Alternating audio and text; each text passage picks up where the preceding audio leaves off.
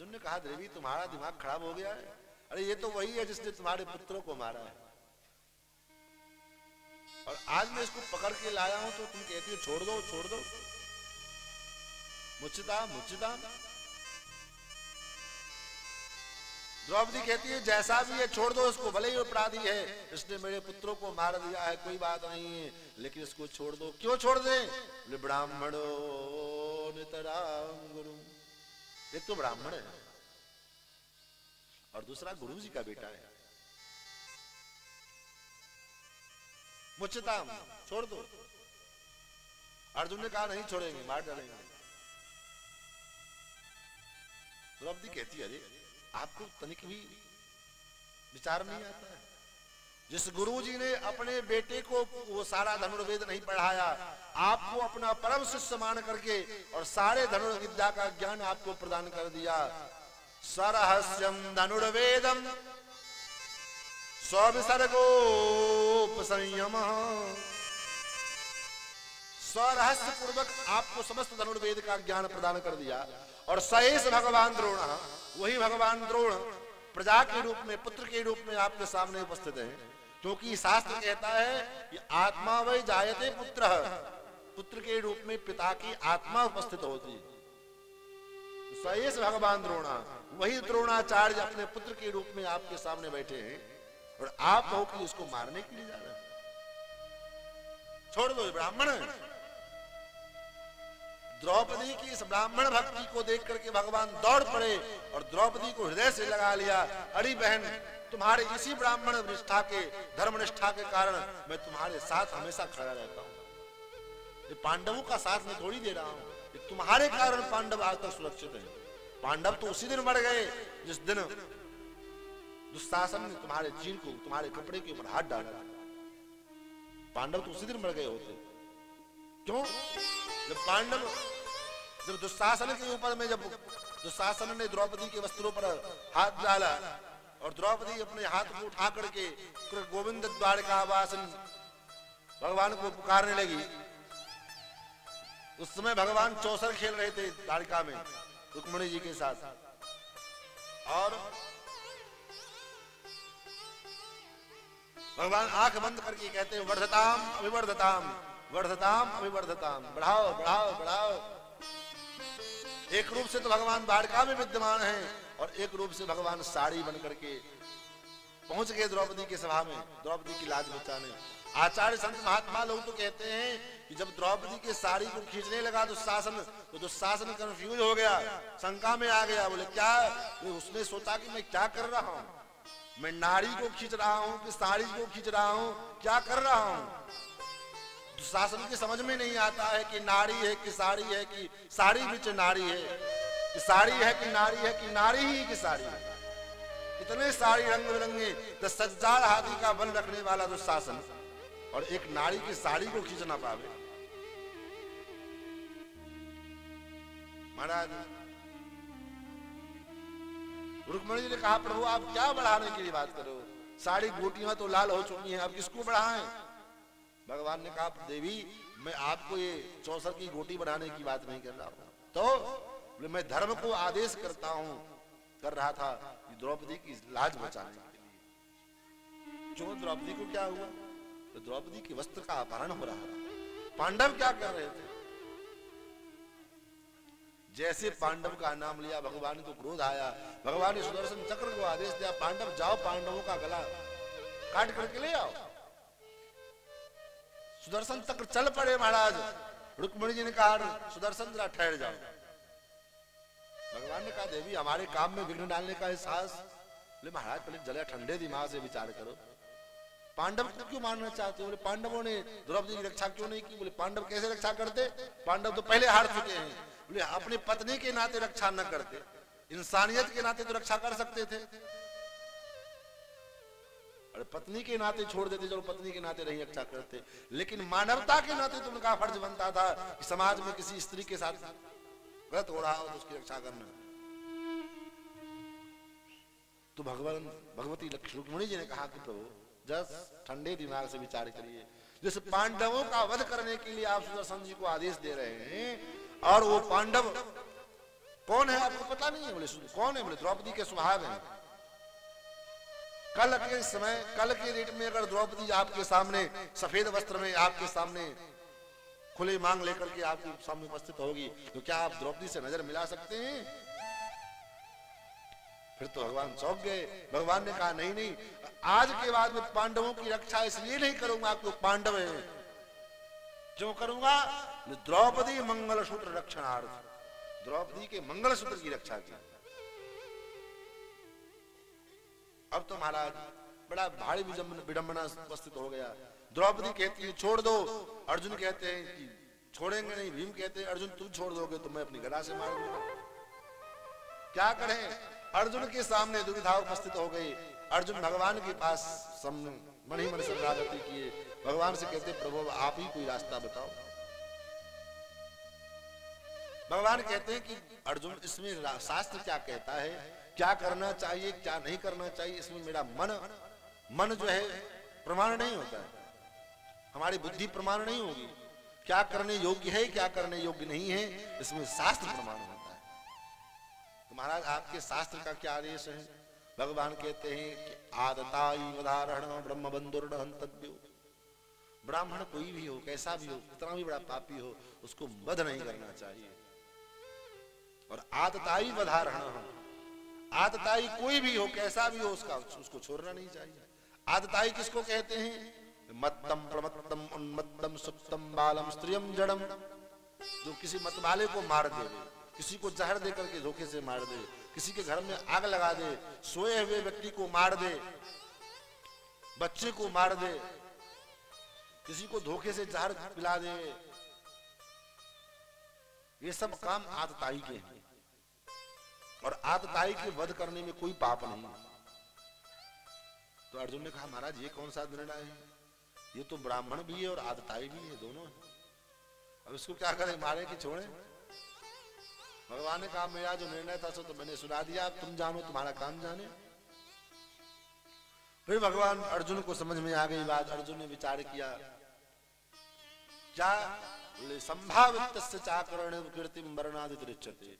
समाज में जिसका बहुत बड़ा प्रतिष्ठा हो, सम्मान होवे, ऐसे सम्मानित व्यक्ति का बड़े समाज में अपमान कर देना उसके लिए मरण के समान होता है, उसके लिए मृत्यु के समान होता है। तो अर्जुन ने पांडव के अश्वत्थामा के मस्तक से मणि निकाल लिया और पीठ पर धक्का देकर के समाज से बहिष्कृत कर दिया। फिर तो अश्वत्थामा ने बदला लेना चाहा। इधर भगवान प्रस्थान करने के लिए चले। ये भगवान, ये परीक्षित की एक दादी है। परीक्षित की मां कौन है? बोले उत्तरा। कैसी है उत्तरा?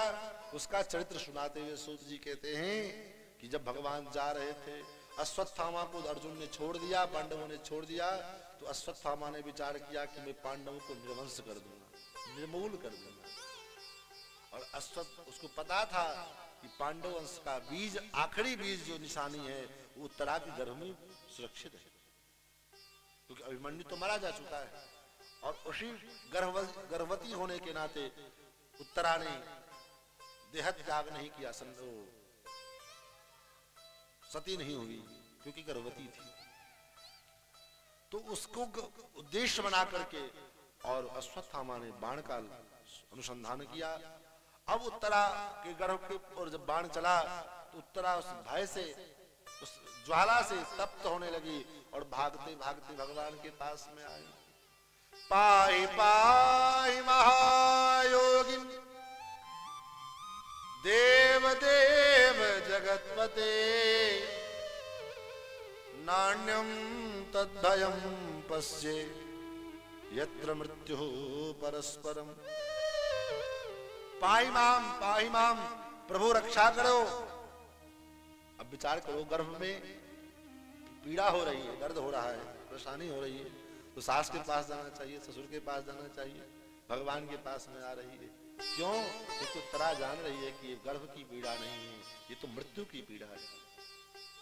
और मृत्यु के समय में भगवान के पास ही जाया जा सकता है और दूसरा कोई विकल्प नहीं है। इसलिए दौड़ते हुए आई, पाहि माम, हे नाथ रक्षा करो। नान्यम तद भयम पश्य, आपके अतिरिक्त अभय को प्रदान करने वाला कोई मुझे दूसरा दिखाई नहीं पड़ रहा है। देवी क्या बात है? बोले प्रभु ये जो ज्वाला है ये मेरे को नष्ट करना चाहता है, मुझे मार देना चाहता है, लेकिन मुझे मार देवे कोई दिक्कत नहीं। कामम दहतमाम नाथ, मुझे मार देवे कोई दिक्कत नहीं है, लेकिन माँ में गर्भो निपात्यताम, मेरे गर्भ की रक्षा करूंगा। भगवान कहते देवी मैं तुम्हारे गर्भ में कैसे प्रवेश करूं? तुम्हारे गर्भ में तो प्रवेश करने के लिए मुझे योग बल का आश्रय लेना पड़ेगा। तो उत्तरा कहती प्रभु महाराज योग बल से योगी लोग करे कहां से कहां पहुंच जाते हैं, और आप तो योगियों के योगी हैं, इसलिए महायोगी, पाई पाई महायोगी। भगवान कहते देवी उत्तरे तुम्हारे गर्भ तक पहुंचने का अधिकार तो केवल तुम्हारे पति को है, मैं कैसे वहां पहुंचूं? उत्तरा कहती प्रभु आप जगतपति, देव देव जगतपते, जगतपति का मतलब वो आप पति के भी पति हैं। वेद कहता है पतिम पति नाम परमम प्रस्तात्, आप पति के भी पति हैं, इसलिए जगतपति हैं। आपसे क्या, आप तो संसार के पति हैं, इसलिए आपको वहां जाने का अधिकार लेने की क्या आवश्यकता है? पाहि पाहि महायोगिन देव देव जगतपते। देवी तुम अपनी रक्षा क्यों नहीं चाहती हो? गर्भ की रक्षा क्यों चाहती हो? तुम अपने रक्षा करो। उत्तरा कहते नहीं मैं जीना नहीं चाहता, मैं मर भी जाऊं तो कोई आपत्ति नहीं है। तो फिर गर्भ की रक्षा क्यों चाहती हो? लेकिन गर्भ की रक्षा भी मैं अपने लिए नहीं चाहती, तो किसके लिए चाहती हो? धन्य है ये भक्ति का, ये भागवत का चरित्र महाराज क्या कहें, जहां सब कुछ भगवान के लिए होता है। उत्तरा कहती है ये कार्य मैं अपने लिए नहीं चाह रही हूं, तो क्यों चाहती हो? उत्तरा कहती प्रभु मेरा गर्भ भी नष्ट हो जाएगा तो क्या होगा, मैं कोई बात नहीं, लेकिन मैं इसलिए आपको कह रही हूं ताकि आपके ऊपर कलंक न लग जाए। कैसा कलंक? बोले अगर मेरा गर्भ नष्ट हो गया तो दुनिया में लोग आपको कलंकित ना करें। जिस कृष्ण के, जिस वंश के रक्षक अनंत कोटि ब्रह्मांडाधिनायक सर्वेश्वरेश्वर श्री कृष्ण, और उनके सामने वो वंश निर्वंश हो गया तो कलंक किसको लगेगा? जाएगी लाज तुम्हारी, मेरी कहा बिगड़ेगा, मेरा क्या जाएगा, लाज तो आपकी जाएगी। और मुझे आपको कोई कलंकित ना करे, मुझे इसकी चिंता है कि आपके ऊपर कोई उंगली ना उठावे। भगवान के नेत्र सजल हो गए महाराज। धन्य उत्तरे तुम्हें अपने दुख की चिंता नहीं, मेरी चिंता है।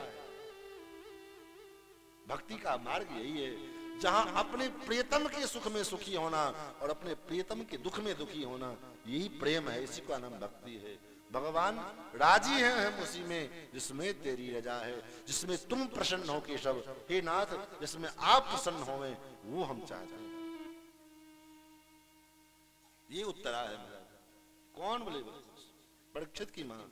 और उत्तरा के गर्भ को भगवान ने अयन बनाया, गर्भ बनाया, इसलिए भगवान का नाम उत्तरायण हो गया। उसके बाद इनकी एक दादी है, परदादी है महाराज। परीक्षित की एक परदादी है, कौन? बोले कुंती बुआ, जो भगवान की बुआ लगती हैं। जब भगवान चलने लगे तो कुंती बुआ सामने हाथ जोड़ करके खड़ी हो गई। भगवान ने कहा अरे बुआ ये क्या, भतीजा प्रणाम करे बुआ को ये तो ठीक है, लेकिन बुआ प्रणाम करे भतीजे को तो उल्टा, ऐसा क्यों? तो महाराज कुंती जी ने कहा कि मैं आपको प्रणाम नहीं कर रही हूं, तो नमस्ते पुरुषम ताज्यम ईश्वर प्रकृते परम, मैं उस परमात्मा को प्रणाम कर रही हूं जो ईश्वर है। मैं अपने भतीजे को नहीं प्रणाम कर रही हूं, उस परमात्मा को प्रणाम कर रही हूं जो ईश्वर है, जो आदि पुरुष है और इस प्रकृति से परे है।